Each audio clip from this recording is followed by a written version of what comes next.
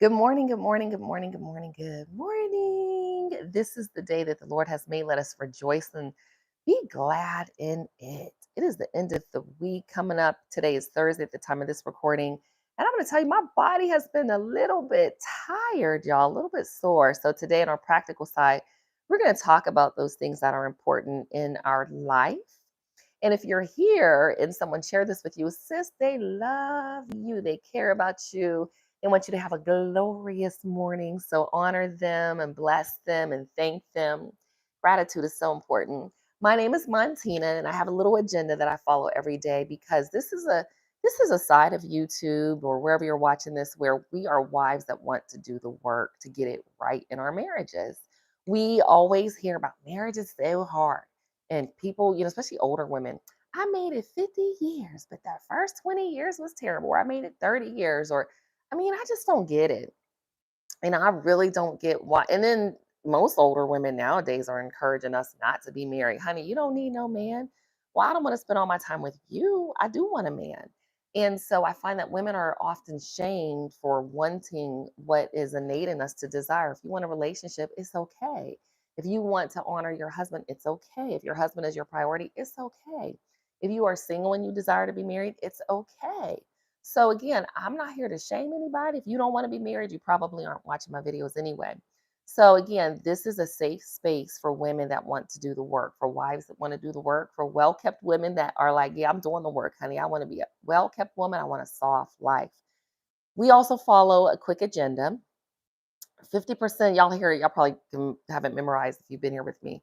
But marriage, 50% of first marriages end in divorce, 67% of second marriages end in divorce, 73% of third marriages end in divorce. And less than 5% of people are crazy enough to do it three times. My husband and I did it three times. And people say, oh my God, it must have been you. It was. I was crazy. I wasn't a terrible wife. I know I just did not enjoy being married. There are some things I did out of God's order for marriage. This I'm bringing kids into my marriages, and my kids were acting crazy. It was a mess. But I'm more mature now, and I understand the work required from me internally and externally. Okay, because I'm one over here advocating for us to be fit, feminine, friendly, fun, interesting, nice, exciting, energetic, sexy, sassy, trauma free.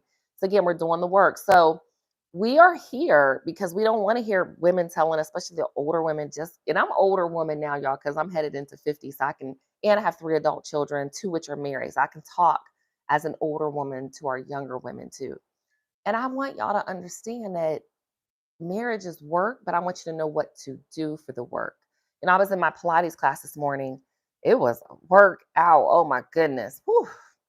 And what I realized is whether you big, small, skinny, tall, it doesn't matter. It's hard for everybody because we're all at a different level. You never master a level in Pilates. That's why I really, really enjoy it. You never master anything. It's just like that with your marriage. You're not going to master anything. As soon as I think I've known my husband and triggers and what's going on, something else is going to come up because it's going to be something external or internal. So you're always going to be going through something. So you want to have the practical knowledge and information, applied knowledge, so that when you get there, okay, where that door comes, when the enemy attacks, that you're like, I recognize what this is. I need to be emotionally mature. I need to pray before I say, oh, okay. I need to take my tone down. Oh, okay. I need to freshen up my look. Oh, okay. I need to go to the gym. Oh, okay. I need to push the plate back. Oh, okay. I need to make sure I'm showing my husband a little bit more attention. Oh, okay. I recognize I'm not present. Like there's just little teeny things. Like we need wives school. Okay. All right. So let me get into this. Good morning, y'all. Good morning. Good morning. Good morning. All right. Okay. Good. I'm glad my thing isn't clicking. All right. I don't know what the times for your pod. Just saw your message. Who knows with these lives? YouTube does not want me to be great, okay? Because I'm giving some good knowledge. All right, so let's do a quick devotion. Good morning, good morning. Battlefield of the mind, and it's a quick one. She just says, "Fear not. There is no fear in love, but perfect love casteth out fear." 1 John 4:18. God loves us perfectly just as we are.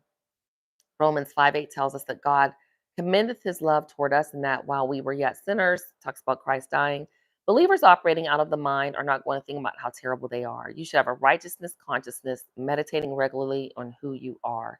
And again, this is once we finish, I'll probably bring up another book. Fear not in your life, in your marriage. I'm not going to get a man, or he might not be the best man, or my husband might leave me. We're going to talk about some styles today because, again, I meet married women, and some of y'all don't realize how amazing your husbands are. They're so nice. And some of them are just, oh, my husband's a little different. My husband's a very, very unique personality. And I tell people, he knows I know that. He's the most unique person I've ever met on the planet, which is probably why I'm married to him because I love that about him. But he also, in turn, says the same thing. He always says to me, "You're so interesting. You're so interesting." And I love that because I keep it kind of interesting for us. And not talking about intimately, but just like I read a lot, I do a lot, I'm active in the community. I go to the gym. I'm very consistent when I send him a photo every day. So again, be interesting. But how do we take that power again from our content? I'm going to talk about a few books today, and I always put them up so you can screenshot them later. This one's called Attached. I've talked about this book before, but I heard a sermon yesterday, and the pastor preached entirely about this book, and I'm like, oh my God, I've been talking about this book for years. Literally, I read this book back in 2020, and I wrote in the book, I want to be loved. I want to love and be loved. And after I read this book, I was on my way coming back from a flight from Utah, went to Mount Zion National Park. I knew my husband was the one for me based on our attachment styles. So there are 3 attachment styles he talks about in the book: anxious, avoidant, secure. Again, I'm not going to go through the whole book. You need to get the resources, but this is something that if you don't recognize and understand, it's very difficult to excel and have success in a relationship, and especially in your marriage. Anxious people are often preoccupied with their relationships and tend to worry about their partner's ability to love them back. So if you're questioning, if you meet someone, do they like me? Do they really like me? They say they love me. Do they love me? Or if you're questioning that about your husband, does my husband love me? He says he loves me. It doesn't, I don't know if he's acting like that today. Well, he said he loves you. Men are logical. Avoidant. Avoidant people equate intimacy with a loss of independence and constantly try to minimize closeness. This borders with a person that is, if you are self-sabotaging yourself in relationships, and there are books about this. Y'all, I like to go practical and deep with this stuff. So you meet somebody, and again, you equate intimacy with, oh, I'm gonna lose my independence. And a lot of single women feel like, I don't want to get married. I don't want to lose my independence. I want to go where I want to go and do what I want to do. Well, I go where I want to go. I do what I want to do. My husband goes where he wants to go. He does what he wants to do. But we're considerate enough to say, hey, honey, I'm going here this weekend. Would you like to go? Oh, okay. If I don't want to go, I don't go. He's considerate enough to ask me. I'm considerate enough to ask him. And we do what we want to do, but we're considerate. Okay. So that means that his friends aren't my friends. My friends aren't his friends. He has his friends. I have my friends because we came into the marriage later. And for us, I like it like that. Like I do my own thing. I have friends all over the country, really, but I go do my Chicago step in. That's kind of my thing, my group. He's joined, but he has a separate group. So now I kind of go to his group. So again, find the things that work for you. But if you're always trying to minimize your closeness, you don't want to get too close, you get close enough, but then you sabotage it, you have an avoidant personality. And these are things rooted from your childhood traumas, or maybe they were adulthood traumas from a previous relationship. Secure people feel comfortable with intimacy and are usually warm and loving. My husband and I both were and are a secure attachment style. But what I like about the book, let me see if I had it ear. I had it kind of dog ear. He has a little cheat sheet in the book. So within the cheat sheet, you know exactly what to do. And it talks about the attachment style. So secure people are reliant and reliable and consistent. Avoidant are send mixed signals, value their independence, devalues you or previous partners, use distancing strategies. Secure communicates relationship issues well, can reach compromise during arguments. Anxious plays games to keep your attention or interest, has difficulty explaining what's bothering him or her, expects you to guess, acts out. Again, read the styles. Now, it doesn't mean that you can't interchange in styles, but it gives you kind of a quiz. And I knew based on that quiz, and I didn't have to ask my husband because I was following his patterns when we were dating, right? When he was courting me. And I said, oh, we are both this style and it works for us. Now, for me, I probably wouldn't do well with someone that is an avoidant or anxious style because of, again, my sense of independence or interdependence in the relationship. Okay. And just, again, it's a phenomenal book, y'all. Read the book. This one, and you know what? You don't have to read the whole book because once you identify your style, it tells you how to interact with other styles. So, really, really good. Okay. The next one here, The Way of the Superior Man. And some of these, again, I have referenced. I like this book because it helps you really understand the mind of men. Men, oh, pause. They are unique creatures. Okay. Very, very different. All right. Very, very different.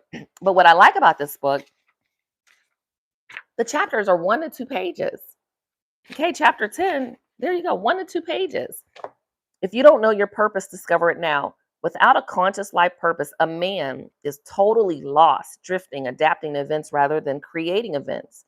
Without knowing his life purpose, a man lives a weakened, impotent existence, perhaps eventually becoming even sexually impotent or prone to mechanical and disinterested sex.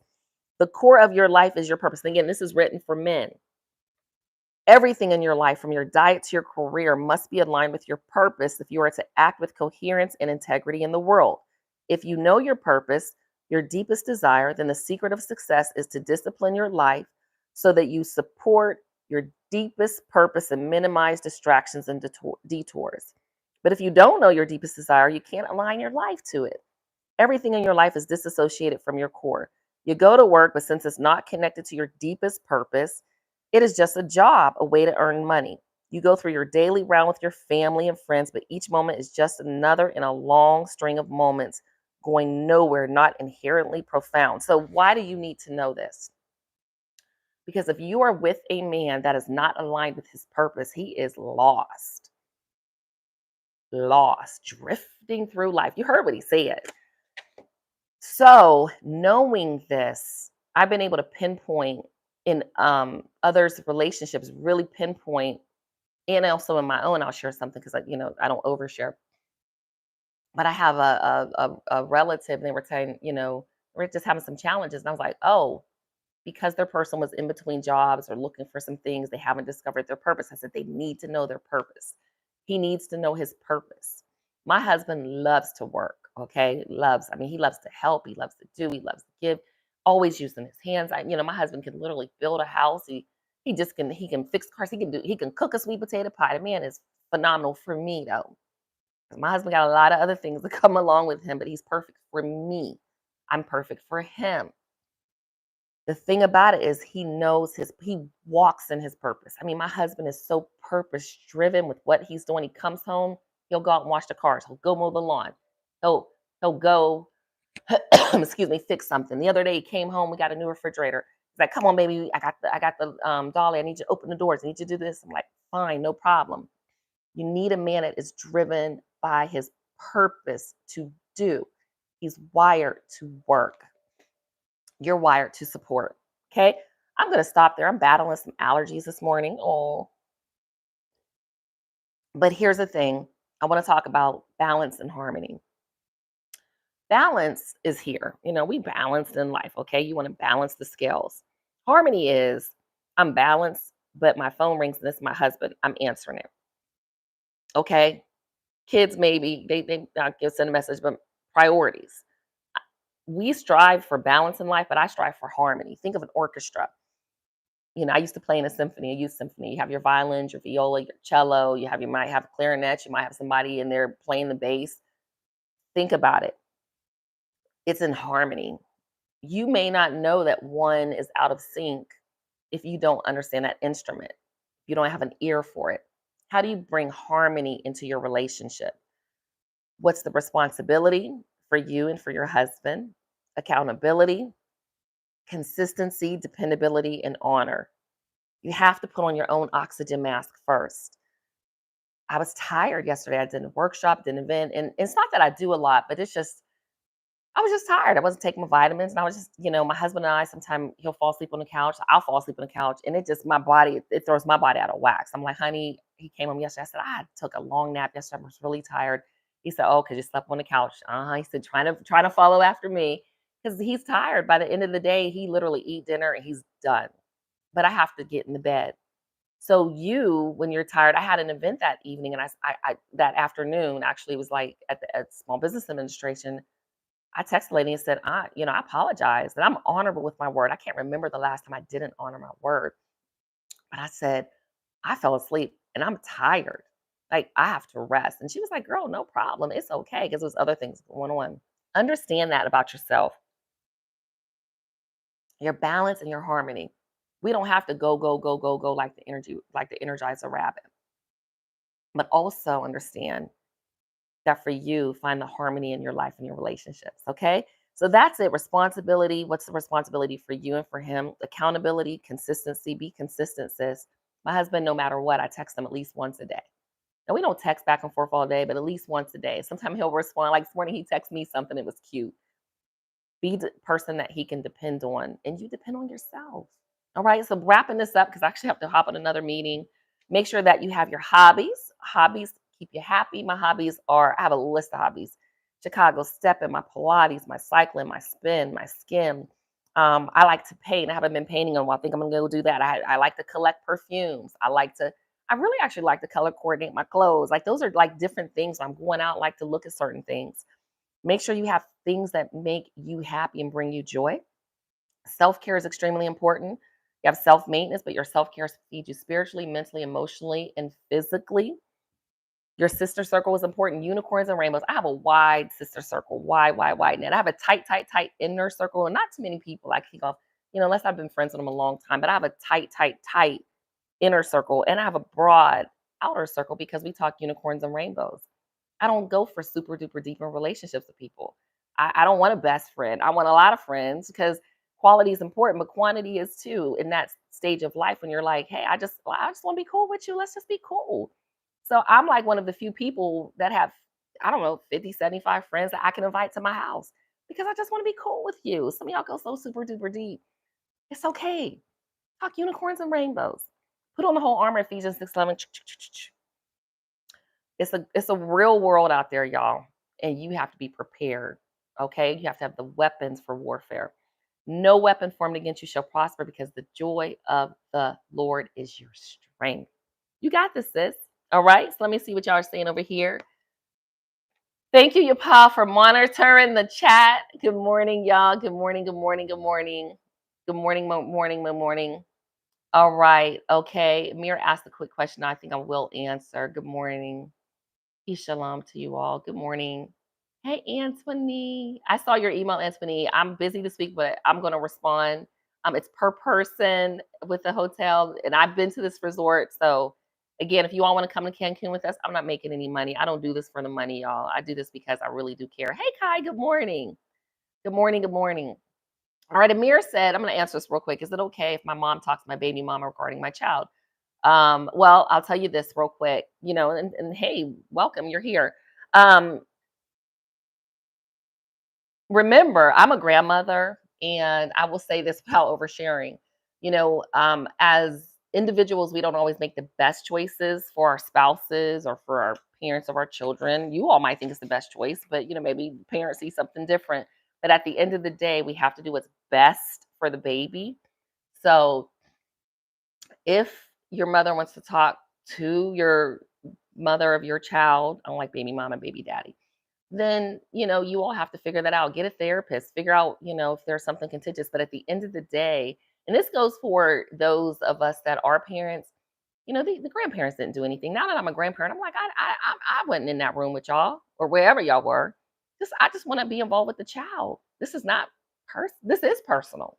I just want to be involved with the child. So again, remove all of that and just let them be involved with the child. Again, as I'm maturing in life, as I'm sharing with y'all, I'm just trying to make it as practical as I can, y'all, because there ain't nobody else out here telling us. Like, this is crazy. Where's the responsibility for the older women? You know? But it is what it is. All right, y'all. Okay, Kai, we're gonna put the armor on again. Put on the whole armor. I put it on twice today. And another thing that I do every day is every angel assigned to my life, I make sure they're employed. My angels don't be just hanging out. They be like, okay, Montina, let's go. I'm telling y'all, I get it prepared every day for the enemy. Let's go. What we doing today? Oh, you want to mess with me here? And I'm going to tell you, like, my little hips were hurting the other day. My foot, I was like, oh, you trying to attack my body? Okay, let me slow down a little bit.